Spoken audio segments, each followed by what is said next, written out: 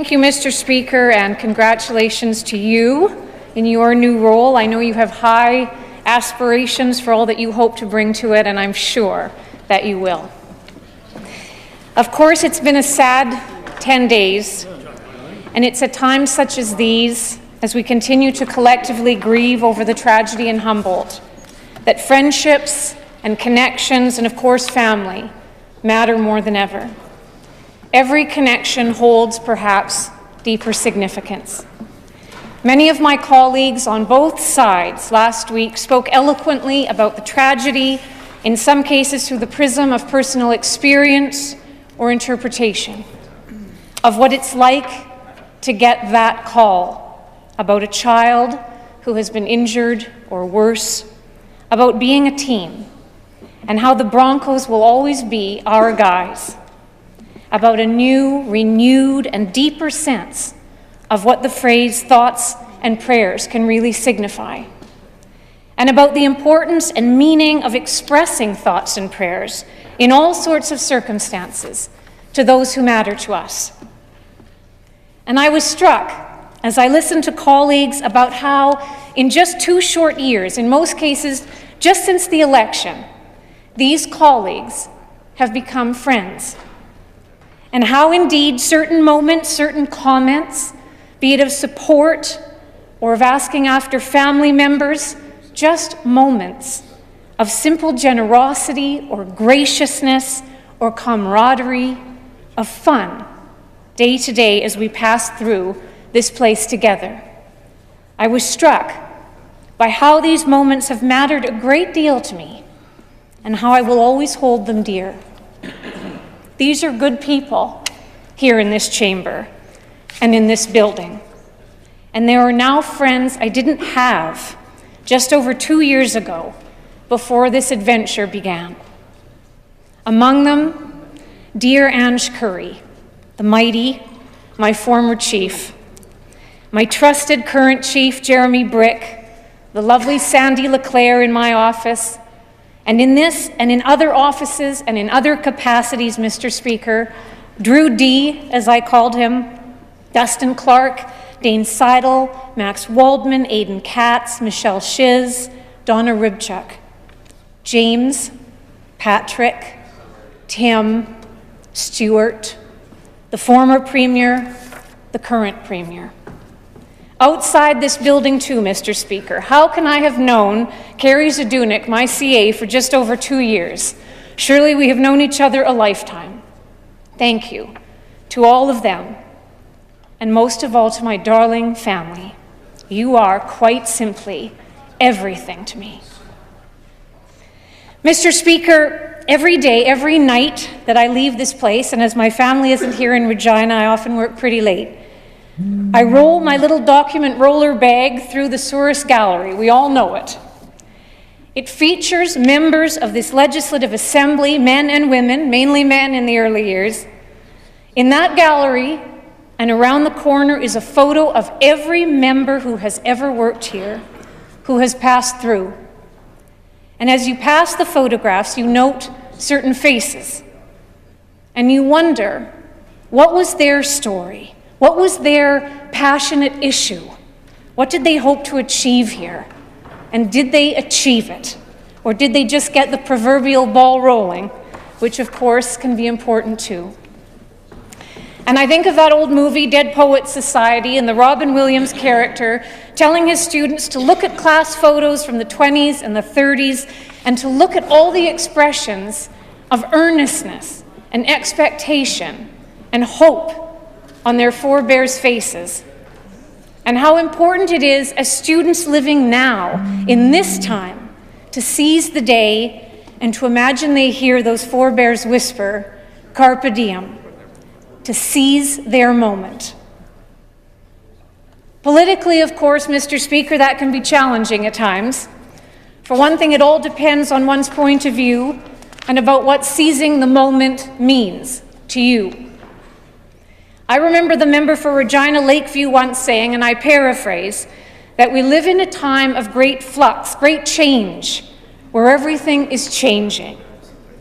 And depending on one's point of view and where one falls politically on certain issues, I suppose we all feel that at times, that the other side on this or that issue actually threatens our ability to seize the moment and to achieve what we consider to be the broader good. Mr. Speaker, just take here in Canada the polarization that we are seeing over pipelines and the carbon tax. The Leader of the Opposition has said that he considers the right-wing, left-wing dichotomy to be a bit overplayed and oversimplified. Okay. He has also said, and I do paraphrase a bit here, that spending money left, right, and centre, let's say to the tune of $2.5 billion in terms of promises, is actually an investment and that it pays off down the road. And I would submit that's where the old cliched split between let's call it left and right comes in. Of course, we believe in investments, in health, education, highways. We've made record investments in these areas, and investments across the board have continued in this budget. But we have made them in the spirit of fiscal stewardship and responsibility. And with all respect to the new tone that the Leader of the Opposition strives for, honourably strives for, I would ask, where has that model ever worked? Did spending as if there's no tomorrow and calling it investment work in Premier Ray's Ontario? Is it working in Premier Wynn's Ontario, where interest on the provincial debt is now the fourth largest spending item in the budget, which is equivalent to sending 1 million children to school, Mr. Speaker? Is it working in Premier Horgan's BC, which has now decided, surprise, surprise, to divert part of its provincial carbon tax to fund tax credits to so-called preferred groups, and where gas prices are exploding? So much for revenue neutral. Where has it worked and not caused, not left a huge mess behind it for someone else to clean up?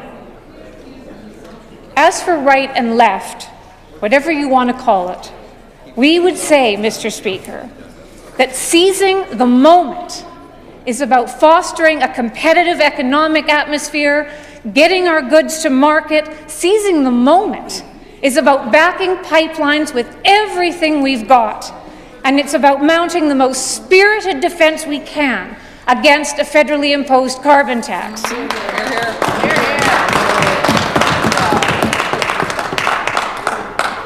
Mr. Speaker, in 1885, Sir John A. Macdonald wrote of the Great Trans-Canadian Railway. Events have shown us that we are made one people by that road, that iron link has bound us together in such a way that we stand superior to most of the shafts of ill fortune. Mr. Speaker, from our perspective, it amounts to nothing short of madness that we live in a time in which achieving that same sense of unity as a country, again, is within reach. That this time, a pipeline links, could bind us together as a nation and bring about greater prosperity for all, so we could withstand the shifts of ill fortune. Madness that we are indeed in such flux that we face an existential threat to our nation's identity within our own nation. And frankly, we find the Leader of the Opposition's position on this vexing. Let's talk for a moment about the importance of the oil and gas industry. Actually, I hardly know where to begin, Mr. Speaker. We have Jeremy Corbyn, Bernie Sanders the younger over there, and we have leave it to the feds, leave it in the ground leaper. So it makes for an interesting combination. The Leader of the Opposition told Pipeline News that we need to look at whether pipelines, quote, improve the economy and result in new jobs.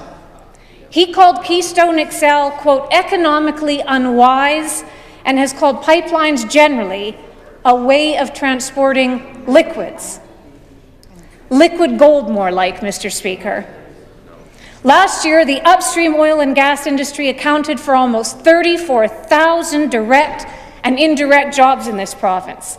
Oil and gas revenues, including royalties and land sales, added $600 million to the General Revenue Fund. Saskatchewan's oil and gas sector is among the largest primary industry contributors to our GDP, making up 15% of the provincial total, a $4.8 billion investment last year in Saskatchewan's economy. Also last year, Saskatchewan was ranked number 2 in Canada by the Fraser Institute, number 7 in the world for the best investment for climate for oil and gas, Mr. Speaker. Is that economic enough? Is that economic enough for the Leader of the Opposition? We are proud of the oil and gas sector, and we're not afraid to say so. This Premier, our new Premier, is not afraid to say so, that we will continue to do everything we can to address and rectify pipeline delays and the lack of connections to Tidewater, which cost Saskatchewan some $200 million in royalties last year, Mr. Speaker. More broadly, too, we have to remember the effect that our energy and resource sector has on the people of Saskatchewan and on improving their livelihoods. Take mining, which provides some 30,000 direct and indirect jobs, including some 2,000 direct jobs in northern Saskatchewan. Moreover, the mining sector in northern Saskatchewan is one of the largest employers of First Nations people in Canada. And as recently as 2016, the northern mining industry purchased 43% of its total goods and services, worth $316 million, either from northern suppliers or joint ventures with northern ownership. Take potash. It accounts for approximately 30% of world production, directly employs some 5,000 people here in the province, and contributes to the livelihoods of thousands more. And take forestry. Last year, this industry generated nearly $1.2 billion in sales, an increase of 21% from last year, and the highest level of forestry sales in over a decade. It is another sector that would be gravely impacted by a carbon tax. So by all means, let us try to embrace that new tone, to debate and to analyze things, and to do what we can to work together. But a great start, in fact, the best way to seize the day and seize our destiny as a province, and as the former Premier said, to try to leave this place better than when we found it, is to stand united as a province and as a nation behind the things, behind the projects that build this nation. We owe that to all the fine people who've come before us, whose pictures hang in the Souris Gallery, and to those who are yet to come. Which is why, Mr. Speaker, I will be supporting the motion put forward and not supporting the amendment.